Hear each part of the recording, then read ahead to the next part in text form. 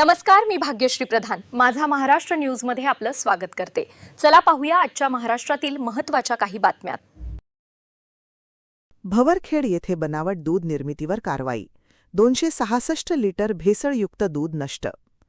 अन्न व औषध प्रशासन जळगाव कार्यालयास प्राप्त झालेल्या माहितीच्या आधारे 27 मे 2026 रोजी भवरखेड ता धरणगाव जिल्हा जळगाव येथे बनावट दूध निर्मिती करणाऱ्या व्यक्तीवर कारवाई करण्यात आली.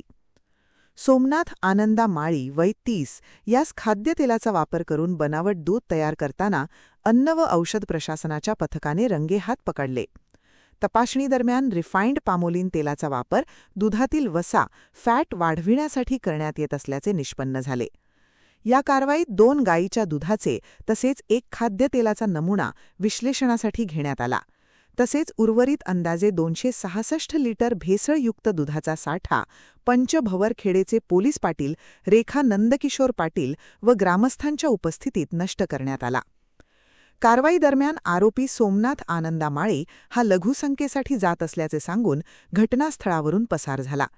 त्याच्याविरुद्ध धरणगाव पोलीस ठाण्यात गुन्हा क्रमांक 207/26 अन्वये 28 मे 2026 रोजी गुन्हा दाखल करण्यात आला आहे.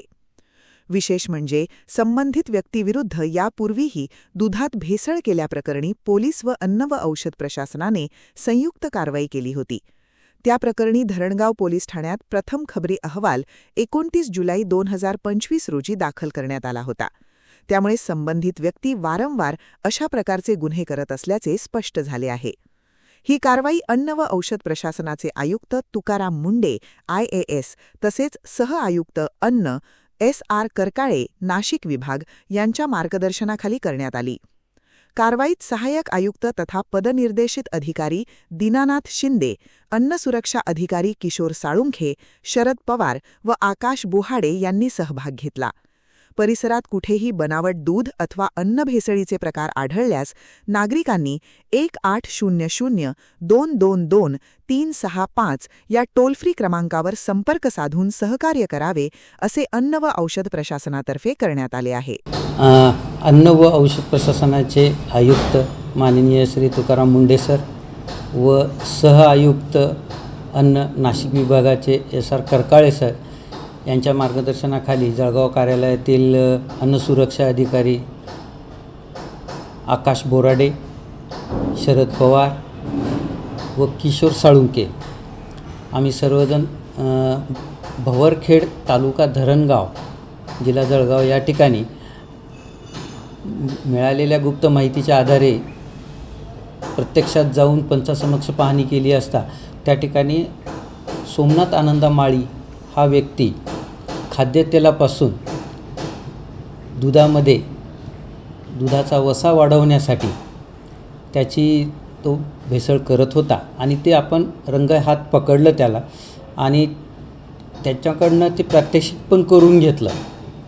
अशा रीतीनं तो गाईच्या दुधामध्ये हा वसा वाढवलेला जो खाद्यतेल वापरून तयार केलेला जो दूध आहे तो प्रत्येक कॅनमध्ये ॲड करून त्याचा वसा मेंटेन करायचा आणि ते दूध तो हळूहळू मार्केटमध्ये तो विकायचा. आणि अशा रीतीनं त्याला पकडल्यानंतर आम्ही सर्व कारवाई घेतलेली आहे आणि उर्वरित जो साठा आहे दुधाचा त्या ठिकाणी मिळालेला तो आम्ही पूर्णपणे त्याच ठिकाणी नष्ट केला. सर, याच्यात कुठल्या प्रकारचं खाद्यतेल मिक्स करत होता आणि कशा पद्धतीने करत होता याबाबत काही माहिती मिळाली? आता तो काय करायचा की काही दूध 700 ml दूध गाईचं घ्यायचा, त्याच्यामध्ये एक अर्धा लिटर तेल टाकायचा आणि त्याला मिक्सरमध्ये हाय RPMवरती इमल्शन फॉर्ममध्ये तो बनवायचा आणि अशा रीतीनं ते एक प्रकारे दुधासारखंच दिसतं. ते त्याच्यामध्ये फेस वगैरे येतो, त्याला साय आल्यासारखे वाटते आणि मग तो ते दुधात ॲड करायचा. सर, याचा मानवी आरोग्यावर नेमका काय परिणाम होतो?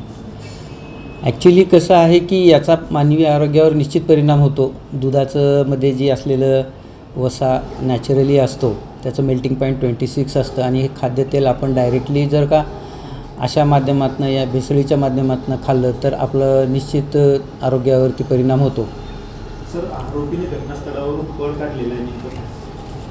ही सर्व कारवाई होत असताना त्याच्याकडनं ज्यावेळेस आम्ही हे तू कसं करतोस हे दाखव आम्हाला, त्यांनी आम्हाला ते दाखवलं आणि त्याच्या लक्षात आलं की आता हे माझ्यावरती पुन्हा कारवाई करणार, मला पोलीस स्टेशनला देणार, म्हणून त्यांनी शेवटच्या क्षणाला पंचनामावरती सही न करता मला लघुशंकेला जायचं असं सांगितलं. खेडेगाव असल्यामुळे त्या ठिकाणी आजूबाजूला अंधाराचा फायदा घेऊन तो पळून गेला. सर आता पोलिसात आपण नेमकी काय तक्रार दिली आहे? पोलिसामध्ये आम्ही अशी तक्रार नोंदवलेली आहे की तो दूध भेसळी करून विकत होता आणि त्याचा हा रिपिटेटिव्ह ऑफेन्स आहे. कलम 64 आम्ही त्यांच्यावरती तो गुन्हा पण दाखल केलेला आहे की पुन्हा हा प्रकार तो करू नये यासाठी त्यास अटक होऊन माननीय न्यायालयात दाखवण्याची तजवीज पोलिसांकडे ठेवलेली आहे. सर याने हा गुन्हा दुसऱ्यांदा केलेला आहे असं कळतंय, काय नेमकं? यापूर्वी तो असाच त्याच गावामध्ये दुसऱ्या ठिकाणी ज्या जागेवर तो करायचा त्या ठिकाणी आम्ही असंच तो भेसळ करताना पकडलेला होता आणि तो नंतर जामिनावरती बाहेर आल्यानंतर पुन्हा आम्ही त्याच्यावरती पाळत ठेवलं असता तो पुन्हा हा प्रकार करत असल्याचं निदर्शनास आलं होतं. सर घटनास्थळावरून आपण नेमकं काय काय जप्त केलं? घटनास्थळी जो काही त्यांनी दूध तयार केलेलं होतं ते सर्व आपण त्याच ठिकाणी त्यांच्या संमतीनं ते नष्ट केलेलं आहे. धरणगाव पोलीस स्टेशनमध्ये आपण 207/26 BNSSचे कलम 274, 275, 318 नुसार आपण एक गुन्हा दाखल केलेला आहे.